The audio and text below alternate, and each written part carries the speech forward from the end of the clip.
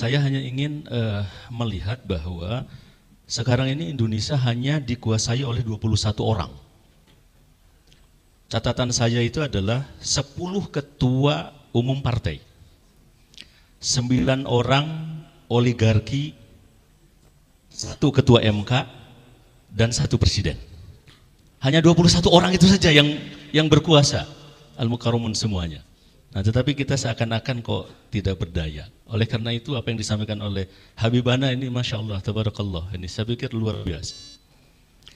Kemudian yang kedua, satu hal yang saya lihat sekarang yang sedang kita hadapi adalah kekuasaan sekarang ini sedang menuju ke kekuasaan populis otoriter. Al-mukarramun semuanya, sekarang ini sedang ada beberapa revisi undang-undang. Yang pertama adalah revisi Undang-Undang Kementerian Negara. Di situ jumlah kementerian yang sekarang 34 untuk presiden yang baru itu boleh berapa saja. Artinya apa? Artinya membuka peluang tadi ya, yang tidak meritokrasi itu terus terjadi, sehingga parpol itu akan semakin full control dikuasai. Kemudian ada revisi Undang-Undang Polri. Usia pensiun menjadi 60 sampai 65 tahun, bahkan Kapolri itu usianya terserah presiden. Kemudian bisa menempati jabatan sipil. Juga revisi Undang-Undang TNI.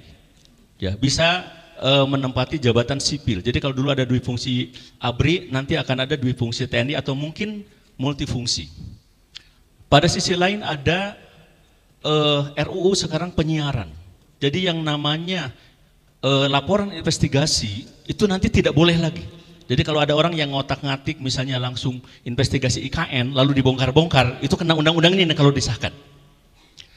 Kemudian kita juga tahu kalau ormas nanti ya terbelah ya, dan ada izin usaha pertambangan untuk ormas. Nah, sementara ketika rakyat itu akan melawan, kita tahu 69% itu adalah menengah ke bawah, itu sudah disiapkan BLT, bansos dan segala macam. Jadi pada satu sisi rezim itu akan semakin mencengkram, otoriter. Pada sisi lain program-program bagi mayoritas masyarakat yang realitas memang menengah ke bawah itu adalah sangat populis. Jadi kekuasaan yang sekarang sedang berjalan itu adalah menuju ke populis otoriter. Arahnya kemana? Mengabdi kepada oligarki kapitalisme. Jadi situasi kita ini adalah situasi yang sangat-sangat luar biasa yang akan kita hadapi al-mukarramun semuanya. Oleh karena itu saya tertarik untuk mendiskusikan gagasan Habibana nanti. Jazakumullahu khairan, mudah-mudahan Allah memberikan barokah pada kita. Afan. Assalamualaikum warahmatullahi wabarakatuh. Mohon tidak dulu ditanggapi Habibana. Ya. Alhamdulillah. Ini kepada Dr. Rahmat Kurnia. Yang kedua mohon berkenan Profesor Sanusi West ke depan. Beliau guru besar di Unisba. Nah, sekarang kemarin diangkat jadi Dewan Pakar PKS. Di sini Profesor.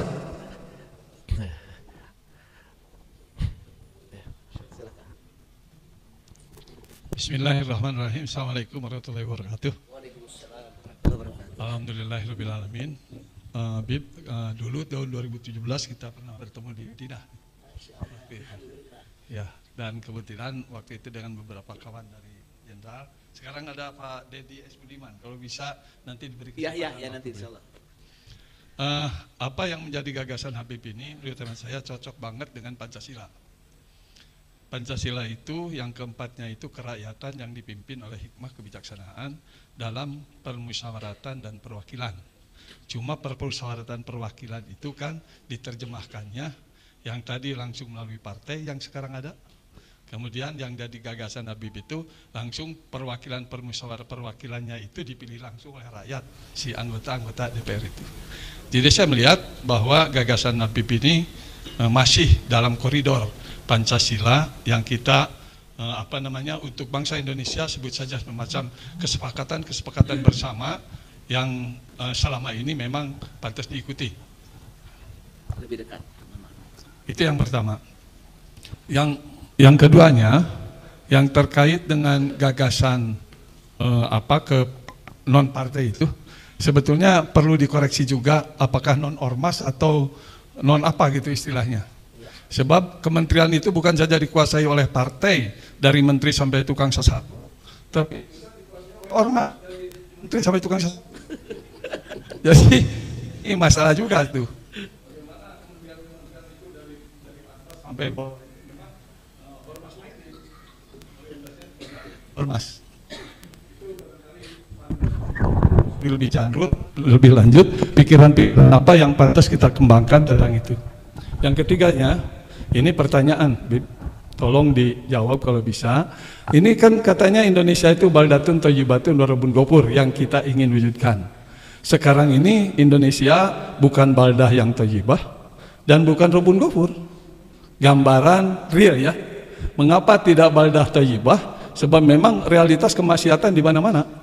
Dari masalah ekonomi, budaya, politik, ideologi, pertahanan, keamanan, itu saya kira tidak thayyib itu. Semuanya ghair thayyib. Begitu juga bahasa rabbun ghafur. Saya kira kelakuan-kelakuan yang tadi diungkapkan oleh Habib, dari menteri sampai tukang sasapu itu, saya kira kemaksiatan itu sudah merajalela di mana-mana. Sebetulnya Bung Hatta tahun 57 ya, sudah menyatakan bahwa di Indonesia itu korupsi sudah jadi budaya.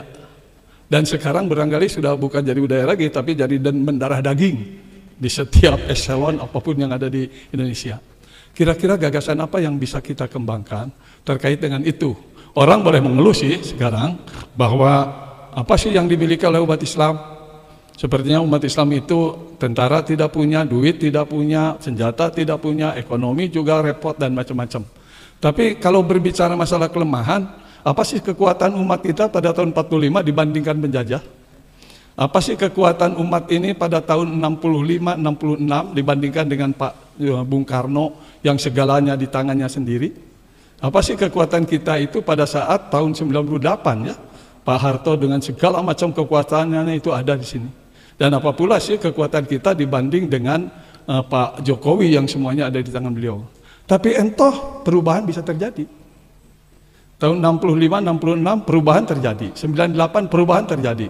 Why not? Dalam keadaan sekarang pun, dalam orang menganggap bahwa umat Islam suka dicibir, tidak punya apa-apa gitu.